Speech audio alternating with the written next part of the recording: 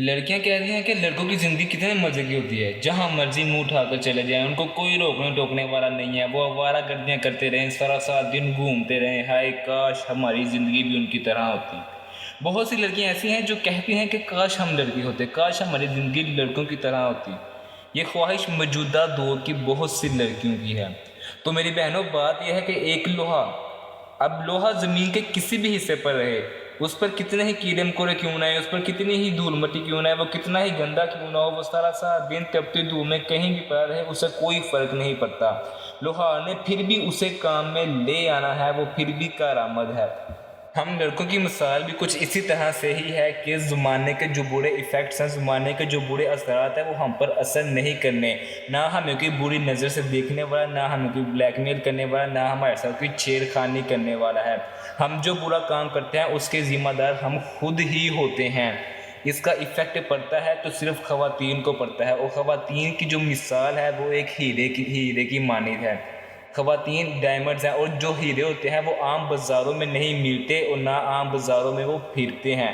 اسلام نے عورت کو بہت ہی خوبصورت مقام سے نوازا ہے۔ اگر ہیرے بھی لوہے جیسا کام کریں گے تو پھر دونوں میں فرق ہی کیا رہ گیا، دونوں کی ویلیو میں فرق ہی کیا رہ گیا۔ میری بات کو ذرا سمجھیے، ذرا گہرا نقطہ نظر سے سمجھیے کہ میں کیا سمجھانا چاہ رہا ہوں۔ ایک بہت ہی اہم بات کہنے جا رہا ہوں، ذرا لازمی سنیے گا۔ اگر اللہ تعالیٰ عورت کو پردے کا حکم نہ دیتے تو عورت کی عزت مٹھی بھر مٹی کے برابر بھی نہ ہونی تھی۔ یہ میں آپ کو پھر دوبارہ بولنے جا رہا ہوں، ذرا غور سے سنیے۔ اگر اللہ تعالیٰ عورت کو پردے کا حکم نہ دیتے تو عورت کی عزت مٹھی بھر مٹی کے برابر بھی نہ ہونی تھی۔ ابھی پردے کا حکم ہے، اور عورت کو دیکھیے معاشرے میں ہمارے کیا ہو رہا ہے۔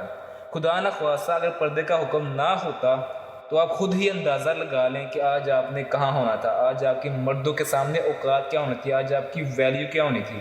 اگر میں اس بات کی مزید وضاحت کروں تو بہت وقت گزر جائے۔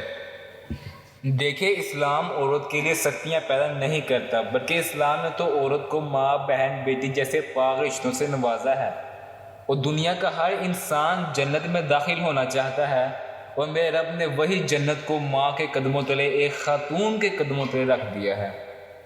لہٰذا اے مسلم خواتین، اپنے مقام کو پہچانو، اپنے رتبے کو پہچانو۔